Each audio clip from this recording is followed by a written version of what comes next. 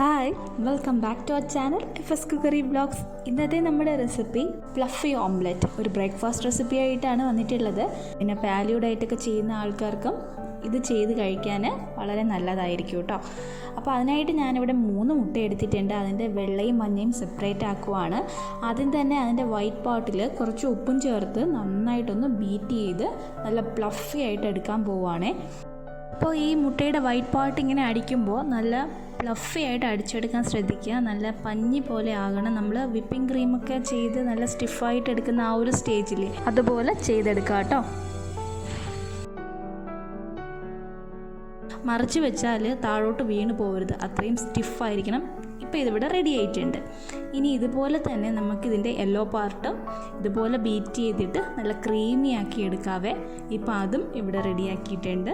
ഇനി നമ്മൾ ചെയ്യേണ്ടതെന്ന് വെച്ചാൽ ഇത് രണ്ടും കൂടി ഒന്നിച്ചിട്ട് ഒന്ന് ബീറ്റ് ചെയ്തെടുക്കാൻ പോവുകയാണേ. ഇത് സെപ്പറേറ്റ് ആയിട്ട് ഇങ്ങനെ ചെയ്തെടുക്കുമ്പോൾ മാത്രമേ നമ്മൾ ഉദ്ദേശിക്കുന്ന റിസൾട്ട് കിട്ടുകയുള്ളൂ. അതുകൊണ്ടാണ് ഇത് സെപ്പറേറ്റ് ആയിട്ട് ചെയ്തിട്ട് ഒരുമിച്ച് ഒന്ന് ബീറ്റ് ചെയ്തെടുക്കാൻ പോകുന്നത്.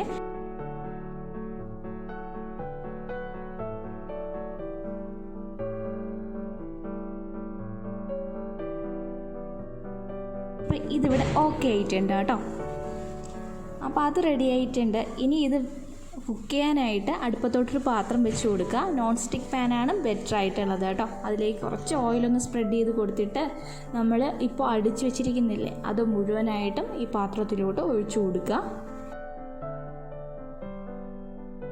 1-2 മിനിറ്റ് ആകുമ്പോൾ തന്നെ അതിൻ്റെ ഒരു വശം റെഡി ആയിട്ടുണ്ടാവും. ഇനി നമ്മൾ ഇതിൻ്റെ സൈഡിലോട്ട് കുറച്ച് ബട്ടർ അവിടെ ഇവിടെയായിട്ട് ഇട്ട് കൊടുക്കുക കേട്ടോ. ആ ഒരു അടിഭാഗം ഒന്ന് മൊരിഞ്ഞ് കിട്ടാനായിട്ട്.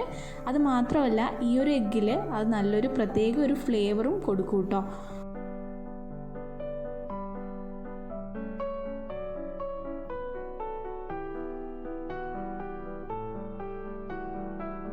ഒരു ഡിഫറെൻ്റ് ആയിട്ടുള്ള എക്സ്പീരിയൻസ് ആണ് കേട്ടോ ഇതിൻ്റെ ടേസ്റ്റ് എന്ന് പറയുന്നത്. അപ്പോൾ ട്രൈ ചെയ്യാത്തവരൊന്ന് ട്രൈ ചെയ്ത് നോക്കണേ. ഈ ഒരു സ്റ്റെപ്പ് വളരെ ഇമ്പോർട്ടൻ്റ് ആണ് കേട്ടോ. പതുക്കെ വേണം മറിച്ചിട്ട് കൊടുക്കാനായിട്ട്. ഒട്ടും തന്നെ കട്ടിയില്ല, പഞ്ഞിക്കെട്ട മാതിരിയാണ് കേട്ടോ ഇരിക്കുന്നത്. അതുകൊണ്ട് തന്നെ പതുക്കെ വേണം മറിച്ചിട്ട് കൊടുക്കാനായിട്ട്. പൊട്ടിപ്പോവാൻ ചാൻസ് വളരെ കൂടുതലാണ് കേട്ടോ.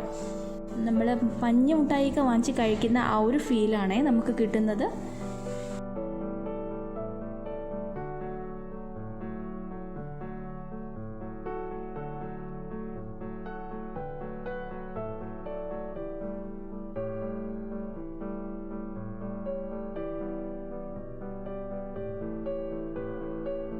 അപ്പോൾ ഇതിവിടെ ഒന്ന് റെഡി ആയിട്ടുണ്ട് കേട്ടോ.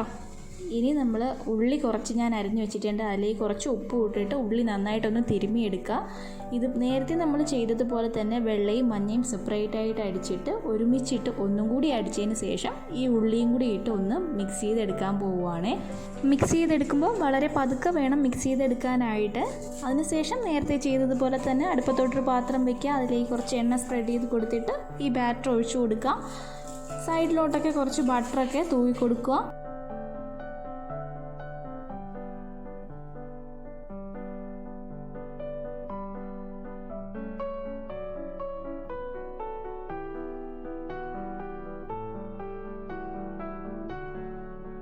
ഇതിപ്പോൾ ഒരു സൈഡ് ആയിട്ടുണ്ട്. ഇനി മറിച്ചിട്ടിട്ട് മറു സൈഡും കൂടി ഒന്ന് കുക്ക് ചെയ്തെടുക്കുക. എന്നിട്ട് കുറച്ച് കുരുമുളക് മാത്രം ഒന്ന് സ്പ്രെഡ് ചെയ്ത് കൊടുത്തിട്ട് കഴിക്കാനായിട്ട് വളരെ ടേസ്റ്റി ആയിട്ടുള്ള ഒന്നാണ് കേട്ടോ.